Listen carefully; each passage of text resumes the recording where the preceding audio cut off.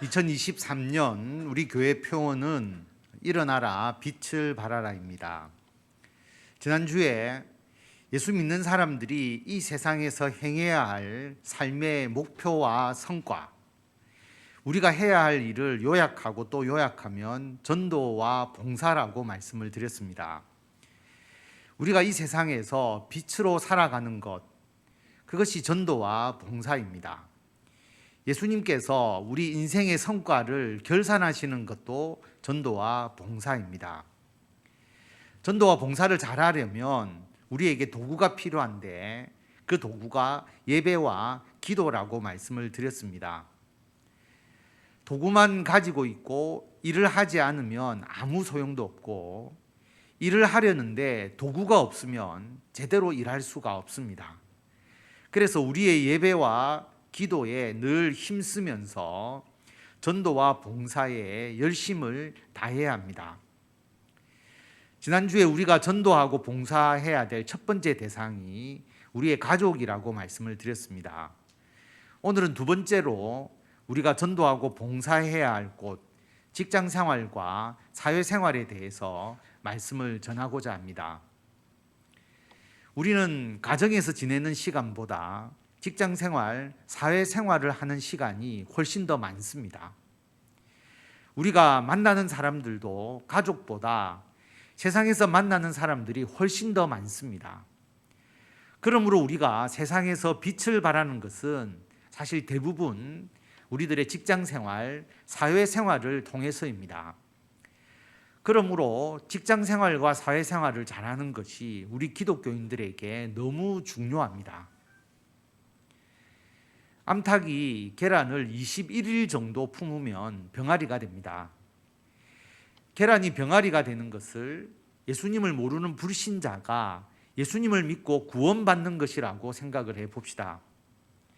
한 개의 계란을 여러 마리의 암탉이 돌아가면서 품어서 21일 후에 병아리가 되게 만드는 것처럼 한 사람이 예수님을 믿기 위해서는 여러 사람을 통해서 복음의 영향력을 받습니다. 성경 말씀도 듣기도 하고 교회 이야기도 한번 듣고 예수님에 대해서도 조금씩 알게 되고 TV나 방송을 통해서 복음을 듣고 교회에도 한번 가보고 이렇게 많은 복음의 영향력을 받은 이후에 복음의 힘이 물어있게 되면 비로소 복음을 받아들이고 예수님을 믿게 됩니다. 계란이 병아리가 되듯이 죽을 수밖에 없는 죄인이 영원한 생명을 누리는 하나님의 자녀로 다시 태어나는 것입니다.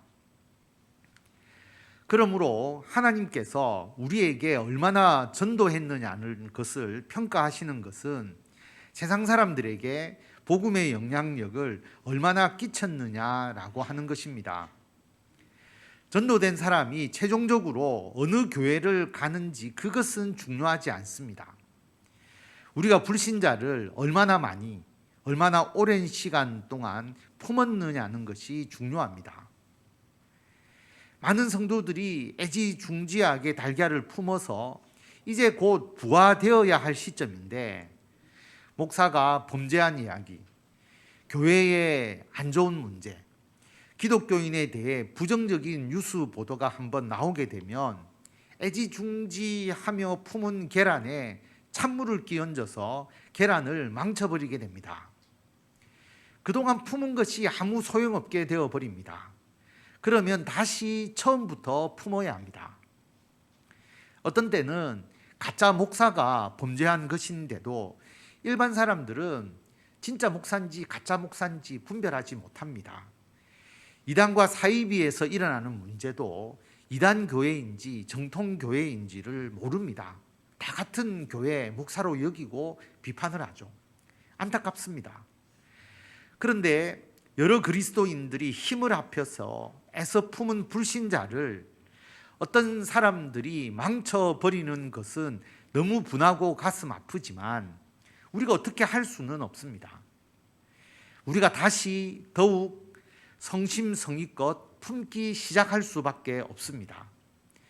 그리고 저와 여러분은 찬물을 끼얹지 않고 나의 행동을 통해서 세상 사람들이 복음의 선한 영향력을 받도록 하는 것이 중요합니다. 세상 사람들이 모든 문제를 보는 시각이 옛날과 같이 두리뭉실하지 않습니다. 요즘 옥시와 애경에 대해서 불매운동이 시작되고 있습니다. 가습기 살균제 사건 여러분 잘 아시지 않습니까? 1994년 SK케미칼, 그 당시 이름은 유공이었습니다. 거기에서 가습기 살균제 원료를 개발해서 공급을 했습니다. 옥시가 제품을 개발해서 판매했는데 그 당시 시장 점유율이 80% 정도 되었습니다. 옥시 싹싹 가습기 당번. 그 다음이 애경산업이었죠. 가습기 메이트. 이들은 독성이 있는 제품을 독성 시험을 제대로 하지 않고 판매했습니다. 인체 무해, 아이에게도 안심이라고 하는 허위 광고를 했습니다. 가습기 살균제가 1994년부터 2011년까지 17년 동안 우리나라에서 판매되었습니다. 가습기 살균제를 넣으면 그것을 우리가 호흡을 하게 되면 폐가 섬유처럼 딱딱하게 굳어서 사망하게 됩니다. 신고된 사망자만 1,740명, 부상자가 5,902명에 달하는 피해가 발생했습니다. 대부분의 피해자가 영유아와 임산부였습니다. 이 문제의 해결의 핵심은 기업의 진심 어린 사과와 피해자 보상입니다. 그런데 11년 동안 해결되지 않았습니다. 가습기 살균제 피해 구제를 위한 조정위원회가 2021년 10월에 구성되었습니다. 그리고 얼마 전에 조정 결과가 나왔는데요. SK케미칼, SK이노베이션, GS리테일, 이마트, 홈플러스, 롯데쇼핑, LG생활건강은 조정안을 받아들였습니다. 유통시키고 원료를 공급한 그 잘못이 있기 때문에. 그런데 옥시와 애경산업은 가습기 살균제 피해 구제를 위한 조정위원회가 제시한 최종 조정안에 대해서 동의하지 않는다, 받아들이지 않는다는 입장을 나타냈습니다. 왜냐하면 이 조정안에 의하면 9개 가해 기업은 피해자들을 위해서 최소한 7,800억 원에서 최대 9,200억 원 가량의 재원을 마련해야 되는데 옥시가 전체의 한 53.9%, 4천억 내지 5천억 정도, 애경이 7.4%, 400억 내지 600억 원의 분담금을 지급을 해야 되는 거죠. 왜 이 두 업체의 그 분담금이 높으냐 하면 이들이 다수의 피해를 발생시켰기 때문입니다. 그럼에도 불구하고 피해자의 보상을 회피하니까 옥시와 애경에 대한 불매 운동이 다시 시작되고 있습니다. SPC 그룹, 우리가 이름을 들으면 다 아는 그룹이죠. 파리바게트, 베스킨라빈스, 던킨, 삼립, 샤니, 바스구찌, 해피포인트, 뭐 여러 가지의 그 빵 관련된 그 내용을 가지고 있는 그룹인데 여기에 대해서도 불매 운동들이 일어나고 있습니다. 왜냐하면 뉴스를 통해서 보셨는지 모르겠는데 작년 10월에 평택 공장에서 20대 청년 직원이 샌드위치 소스를 배합하는 교반기에 빨려 들어가서 목숨을 잃었습니다. 문제는 사망 사고가 발생한 곳을 천으로 가리고 그곳에서 직원들이 계속 작업을 했다는 것입니다. 현장을 목격한 직원들의 트라우마를 전혀 고려하지 않은 그러한 이제 대책이었죠. 또 사망 사고가 있었을 때 생산한 샌드위치 4만 개가 모두 유통되었다는 것도 알려졌습니다. 그래서 불매 운동이 일어나고 있는 것입니다. 여러분, 기업의 대외 이미지가 매우 중요합니다. 기업이 사회적 책임을 감당하지 않고 자기 이익만 추구하면, 그리고 문제가 발생했을 때 그 문제를 제대로 해결하지 않으면 이제 국민들의 호감을 잃어버립니다. 결코 기업이 장기적으로 생존할 수가 없습니다. 이윤을 추구하는 기업에 대해서도 세상의 인식이 그러한데 거룩한 교회에 대한 세상 사람들의 기대감과 인식은 어떻겠습니까?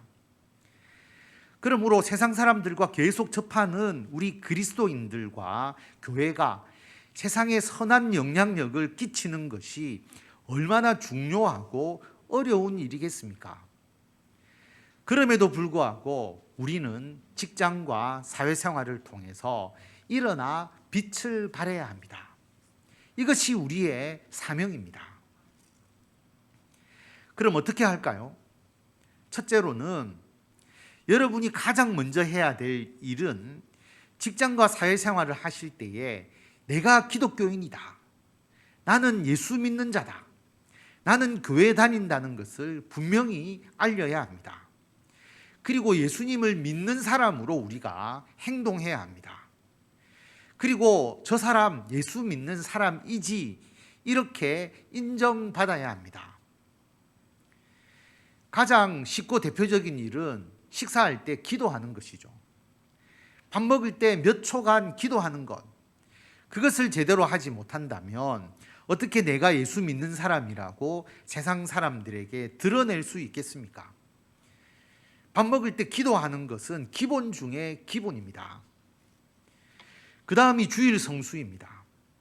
나는 교회 다니는 사람이기 때문에 주일날 교회에 가서 예배 드려야 한다는 것을 분명하게 각인시켜야 합니다. 특히 청년 여러분, 직장생활 처음 시작할 때부터 내가 그리스도인이라는 것을 분명하게 알려야 합니다. 일단 거기서 밀리면 그 다음에는 헤쳐나가기가 힘듭니다. 물론 특수한 직종은 주일을 못 지킬 수도 있잖아요. 병원이나 간호사, 소방관, 주일날 반드시 근무해야 하는 직종도 있습니다. 그럴 때는 주일날 근무를 해야죠. 그렇더라도 내가 그리스도인이라서 주일 예배를 드려야 하는데 직장 일을 위해서 내가 힘들고 어렵게 결정을 해서 주일에 직장에서 일한다는 것을 직장 동료들에게 인식시키는 것과 주일 예배를 당연히 안 드려도 된다고 인식시키는 것은 완전히 다릅니다. 주일에 교회에서 예배드리지 못하는 어떤 직장에서는 직장 기독 신우의 모임을 통해서 주일에 일찍 모여서 예배를 드리고 업무를 시작하는 그런 곳도 있습니다. 주일날 쉬지 못하니까 수요일날 쉬어서 수요 예배에 참여해서 예배를 드리는 방법도 있습니다. 아침 일찍 일부 예배를 드리는 교회에서 예배를 드리는 방법도 있습니다. 여러 가지 방법이 있을 수 있죠. 방법은 여러분이 지혜롭게 결정하시되 그리스도인임으로 예배를 드린다는 것을 사람들에게 알리는 것이 중요합니다. 기도와 예배, 다음은 말씀이죠. 좋은 성경 말씀을 주위 사람들과 함께 나누는 것입니다. 제가 어떻게 좀 많은 사람들에게 말씀을 전할까 고민하다가 경제 연구와 관련된 사람들을 제가 많이 만나니까 그때 사용하는 그 경제연구소 명함에 성경 구절을 넣었습니다. 어떤 구절을 넣었느냐 하면 사람이 마음으로 자기의 길을 계획할지라도 그의 걸음을 인도하시는 이는 여호와시니라. 우리 교회 안내판에 붙어 있는 건데요. 그래서 제가 목회자가 되면서부터 이 구절을 제 명함에 파서 사람들에게 나누어 줍니다. 어떤 분이 참 좋은 말씀이다라고 이야기를 하기도 합니다. 우리가 복음의 빛을 발하기 위해서 가장 먼저 해야 하는 것, 내가 예수 믿는 사람이라는 것을 알리고 드러내는 것입니다. 기도하고 예배 드리는 것을 드러내십시오. 성경 말씀을 나누십시오. 이것은 가장 기초적인 단계입니다. 그리고 가장 쉽게 실천할 수 있는 것입니다. 두 번째로는 우리가 세상 사람들보다 좀 더 의로워야 합니다. 내가 기독교인임을 드러내면 내가 어떻게 행동하느냐에 따라서 하나님께 영광이 될 수도 있고 하나님의 영광을 가릴 수도 있습니다. 세상 사람들 속에 몰래 숨어 있을 때는 괜찮았는데 예수 믿는 사람으로 나를 드러내는 순간 내가 바로 예수님의 대리자가 되어버립니다. 세상 사람들은 아직도 그리스도인이라는 단어를 믿음과 신뢰의 상징, 공의와 정의의 상징, 순결과 정결의 상징으로 생각합니다. 마태복음 5장 20절에 보면 예수님께서 내가 너희에게 이르노니 너희 의가 서기관과 바리새인보다 더 낫지 못하면 결코 천국에 들어가지 못하리라. 예수님 당시의 그리스도인들이 서기관과 바리새인보다 더 의로워야 한다면 지금 우리들은 세상 사람들보다 우리가 더 의로워야 합니다. 이명박 전 대통령이 대기업 사장일 때 일본에 출장을 갔을 때 일어난 일입니다. 호텔을 나가면서 중요한 서류를 다른 사람에게 전해 주어야 할 일이 생겼습니다. 그래서 호텔 종업원을 불러서 이 서류를 보관하고 있다가 누구누구에게 꼭 좀 전해줘라, 그래 부탁을 했습니다. 그리고 너무나 중요한 서류였기 때문에 종업원을 믿을 수가 없잖아요. 그래서 만약에 전달되지 못할 경우를 대비해서 서류를 받아둔 사람의 이름을 적어 두어야 하겠다, 그런 생각이 들었죠. 그래서 그 종업원에게 당신 이름이 무엇입니까? 라고 물어보면서 메모지와 볼펜을 꺼내기 시작했습니다. 근데 그 종업원이 뭐라고 했느냐 하면 I'm Japanese. 나는 일본 사람입니다. 무슨 뜻입니까? 일본 사람인데 당신 믿지 못합니까? 나는 일본 사람이기 때문에 당신이 서류를 믿고 맡겨도 전혀 문제가 없습니다. 그런 의미죠. 그 말에 이명박 사장이 큰 감동을 받았다라고 그렇게 말했습니다. 여러분, 우리는 세상 사람들에게 나를 자신감 있게 말해야 됩니다. I'm Christian. 나 예수 믿는 사람입니다. 나는 기독교인입니다. 그리스도인입니다. 그런데도 나를 믿지 못합니까?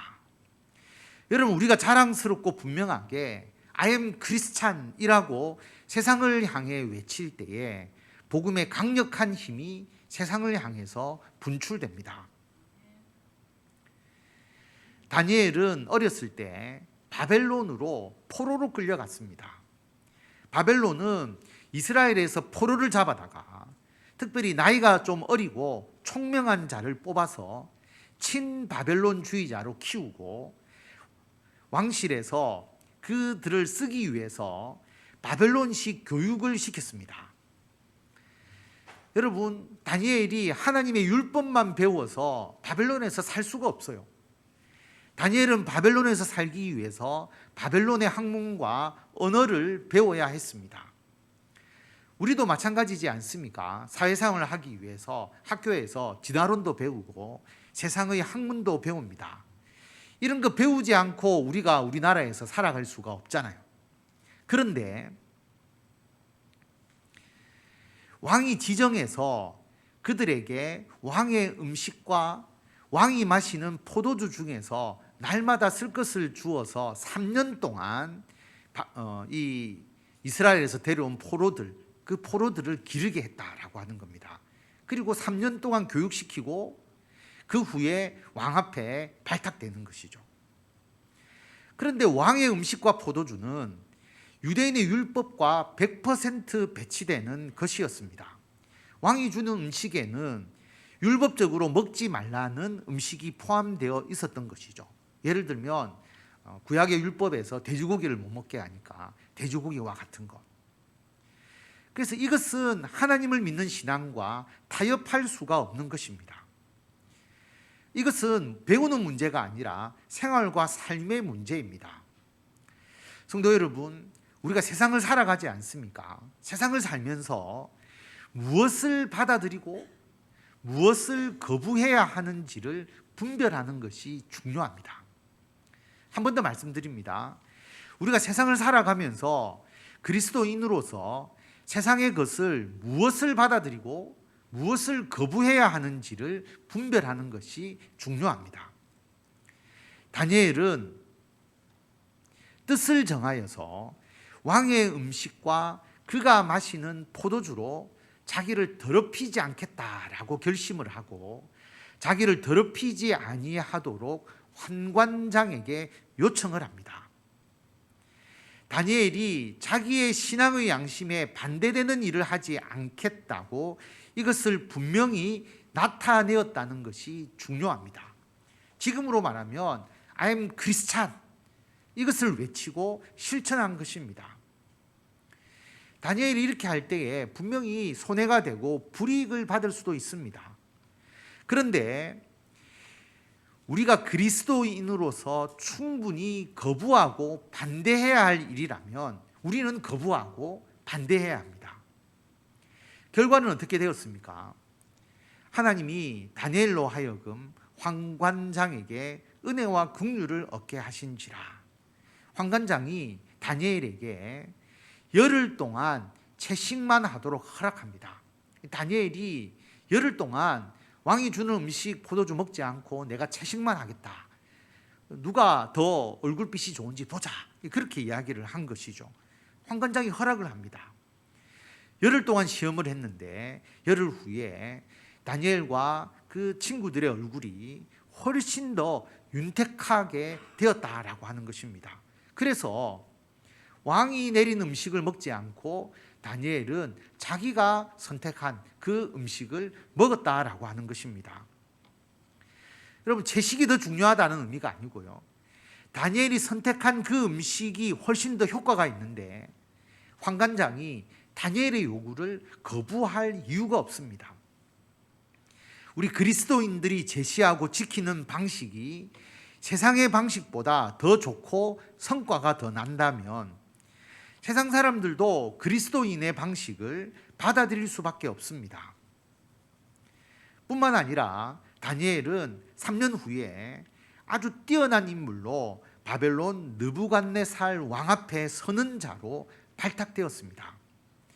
하나님께서 다니엘에게 지혜와 총명을 주셔서 다니엘의 지혜를 따를 자가 없었기 때문입니다.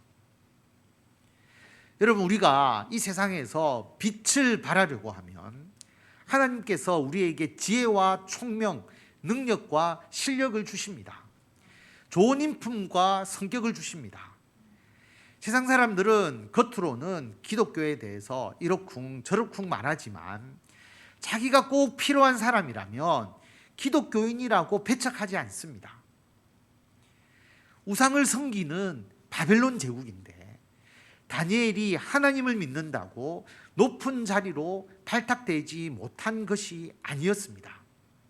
마찬가지로 지금 우리나라에서 교회를 다닌다고 해서 능력이 있는데 쓰임을 받지 못하는 경우는 없습니다. 문제는 우리 그리스도인들이 세상 사람들을 압도할 수 있는 지혜와 총명, 능력과 실력, 인품과 성격을 가지고 있느냐는 것입니다. 우리가 이 세상에서 빛을 발하려고 한다면 하나님께서 우리에게 이것을 충만하게 더해 주십니다. 하나님께서 일어나 빛을 발하려는 자에게 지혜와 총명을 주십니다. 성령 충만함을 통해서 능력과 실력을 더해 주십니다. 예수님을 닮아가게 해서 좋은 인품과 성격을 가지게 하십니다. 그러므로 우리가 세상에서 대우를 받고 높임을 받게 하십니다. 다니엘은 이방 나라에서 하나님에 대한 믿음을 지키면서도 바벨론 시대에 왕에게 발탁되어서 왕의 측근으로 일을 했고, 바벨론을 멸망시킨 메대 제국 다리오 왕 때에도 나라를 다스리는 3명의 총리 중에 한 사람이 되었습니다. 그리고 다리오 왕에게 더 능력을 인정받아서 이제 모든 지역을 다스리는 그 총리 중에 최고의 총리가 되게 되었습니다. 이방 나라 사람이 총리 중에 최고의 총리가 되니까 다른 총리들과 고위 관리들이 다니엘을 당연히 시기하겠죠. 그래서 다니엘을 모함하려고 했습니다. 이에 총리들과 고관들이 국사에 대하여 다니엘을 고발할 근거를 찾고자 하였으나 다니엘의 문제를 끄집어내어서 다니엘을 떨어뜨리려고 한 것이죠. 고발할 근거를 찾고자 했는데 아무 근거, 아무 허물도 찾지 못하였습니다. 왜냐하면 다니엘이 충성되어서 아무 그릇됨도 없고 아무 허물도 없었기 때문입니다. 여러분, 우리가 세상 사람들보다 의롭게 살아가야 할 이유가 바로 이것입니다.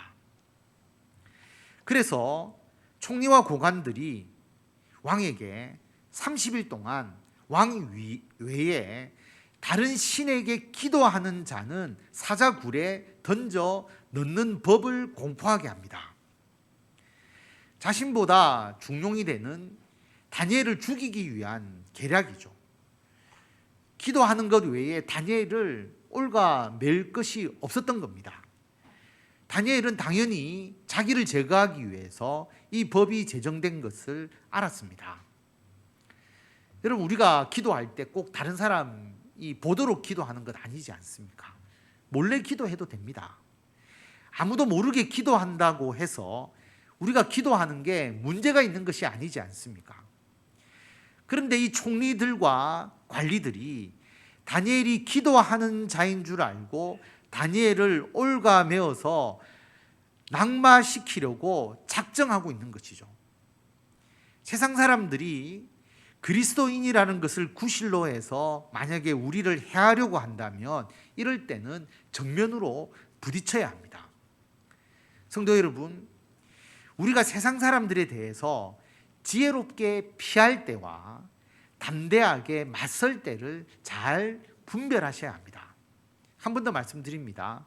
우리가 세상 사람들에 대해서 지혜롭게 피할 때와 담대하게 맞설 때를 잘 분별해야 합니다. 다니엘은 일부러 윗방에 올라가서 예루살렘으로 향한 창문을 열고 하루에 3번씩 무릎을 꿇고 기도했습니다. 창문을 활짝 열어 제치고 나는 하나님을 믿는 사람이다. I am Christian. 만천하에 공포하였습니다. 대결하고 맞서고 부딪힌 것입니다. 결국 다니엘은 왕 외에 다른 신에게 기도한 죄로 사로잡혀서 사자굴에 던져졌습니다. 그러나 그 사자굴에서 다니엘은 죽지 않았습니다. 하나님께서 천사를 보내셔서 사자의 입을 봉했습니다. 사자가 다니엘을 해치지 못했습니다. 여러분, 그 결과 어떤 일이 일어났습니까? 다리오 왕이 선포한 그 내용이 성경에 기록되어 있습니다. 다니엘 6장 26절부터 우리 27절까지인데요. 다 같이 읽도록 하겠습니다. 내가 이제 조서를 내리노라. 내 나라 관할 아래에 있는 사람들은 다 다니엘의 하나님 앞에서 떨며 두려워할지니 그는 살아계시는 하나님이시요 영원히 변하지 않으실 이시며 그의 나라는 멸망하지 아니할 것이요 그의 권세는 무궁할 것이며 그는 구원도 하시며 건져내기도 하시며 하늘에서든지 땅에서든지 이적과 기사를 행하시는 이로서 다니엘을 구원하여 사자의 입에서 벗어나게 하셨습니다. 아멘. 다니엘의 하나님이 온 천하의 높임을 받았습니다. 하나님을 믿지 않는 이방 나라의 왕인데 다니엘의 하나님께 영광을 돌립니다. 이것이 바로 이 세상에서 그리고 직장과 사회생활에서 우리가 일어나 예수 그리스도의 빛을 발하는 것입니다. 성도 여러분, 금년 한 해 직장과 사회생활을 통해서 일어나 빛을 발하시기 바랍니다. 그 시작은 I am Christian, 내가 그리스도인임을 드러내는 것입니다. 식사할 때 기도하는 것뿐만 아니라 기도 생활, 주일 성수와 예배 생활, 말씀 나눔을 하면서 그리스도인임을 드러내기를 바랍니다. 그리고 세상 사람들보다 좀 더 믿음과 신뢰가 있고 공의롭고 정의로우며 순결과 정결하게 살아가기를 바랍니다. 이를 위해서 세상의 문화에 동조하지 않고 우리 신앙의 가치를 지키며 나아가시기 바랍니다. 지혜롭게 세상의 것을 받아들일 것은 받아들이면서 거부할 것은 거부하면서 지혜롭게 피할 것은 피하면서 담대하게 맞설 것은 맞서면서 I am 크리스찬을 외치면서 빛을 발하며 나아가시는 저와 성도 여러분이 되시기를 바랍니다. 그렇게 하시면 하나님께서 우리들에게 직장과 사회에서 믿지 않는 자를 압도할 수 있는 지혜와 총명, 능력과 성품, 믿음과 정결함을 주셔서 하나님 나라를 확장하는 전도와 봉사의 열매를 풍성히 맺게 하십니다. 이것을 믿음으로 나아가시는 성도 여러분이 되시기를 바랍니다.